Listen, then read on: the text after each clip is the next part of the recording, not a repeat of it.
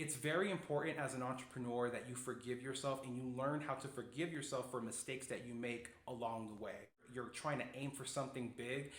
Sometimes along the way, we fuck up. We make mistakes. We're doing our best, especially as entrepreneurs. And sometimes it feels like all of the work you put in goes nowhere. Like, even for somebody like me, my first 2 years of becoming an agent were horrible. They were terrible. I made no money. I got my license when I was 19. I didn't close my first deal until I was 20. And I was just about to turn 21 when I closed that deal. So it took a year and like 7 months for me to actually close my first deal in real estate. And I got to tell you, had I not had some part-time jobs while I was struggling, there was no way I was going to continue being a real estate agent. There was no way I was going to try to continue building at it. And I'm really thankful that I stuck it through, but I'm not going to lie. I was ready to just say, I'm out, done. Throw the flag. I don't have a flag, but throw it. At the time, I was 19.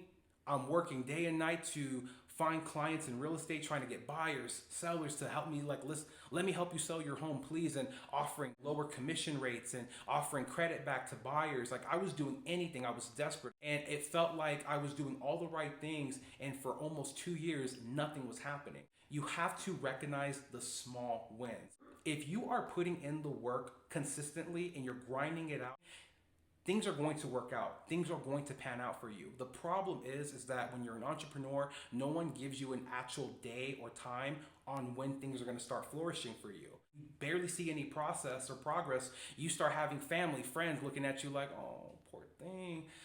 Oh, maybe you should think about getting a job. Maybe you should give up on your dreams. Nothing's happening in a year. What are you doing? You might be getting that. And I was getting a lot of that too myself. And it felt like shit. And again, if I didn't have those part-time jobs, if I didn't have like a way of income coming in, I definitely would have quit. But again, when I got my first check after hours, multiple weekends, giving up my free time to go to parties, all of this, it finally paid off after a year and a half, and I closed my first deal. I gave up a lot of weekends for that year and a half. When I was 19 to 20, I did not party. I did not go out. I stayed disciplined, motivated. I was focused on finding the buyer, seller who was going to give me my first deal. And it finally happened for me. But I was on the brink of giving up. And even when I had closed that first deal, I was motivated to do more, but I was pretty defeated at that point because it's like, okay, I got the first one, now where's the next one? And that may happen, especially when you're a real estate agent and you're just starting. Somebody like me who had no resources, I had nobody who was gonna give me a chance because of my age. You might be watching this in your young 20s. I'm not that young anymore, but this may be something that you will go through.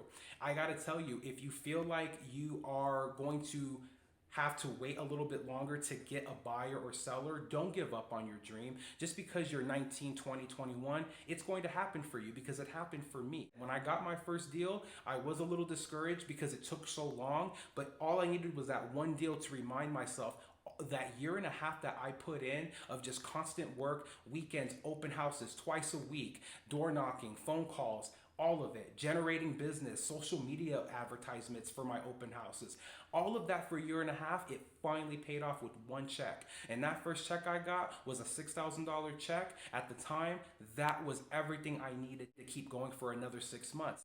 You can't be upset with yourself that it doesn't happen sooner.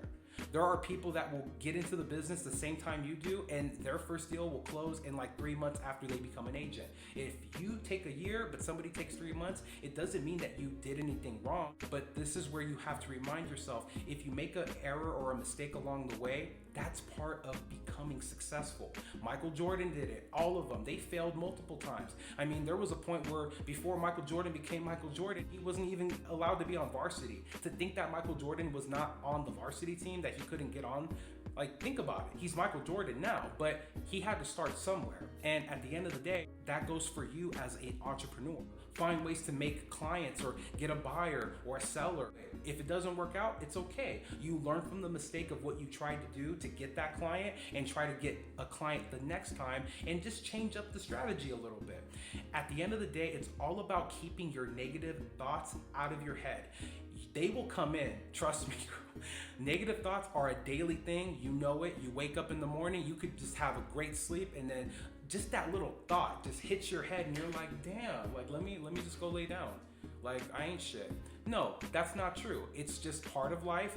We go through it, especially as young entrepreneurs, older entrepreneurs. If you're just starting, being an entrepreneur is not for the weak. And you have to wake up reminding yourself every day that you are able to make any of this happen, to get the money that you want, to buy the houses, the cars that you want. But you have to wake up with the mindset to know, yes, I may have an off day, today, but it doesn't have to be a whole off day. Maybe an off couple of hours. Just remember that you have to shift your mind into remembering you can do anything you want to do. And having positive self-affirmations every morning, whether you have to listen to a podcast like mine, getting advice, seeking help in what you can do to either avoid negative thoughts that overwhelm your day, and controlling those negative thoughts and pursuing more positive affirmations for yourself. That way you can accomplish what you want. If you can learn now at this point to remember that mistakes are part of the process, when you get the new mistakes, you're gonna be like, oh, well, that's part of it.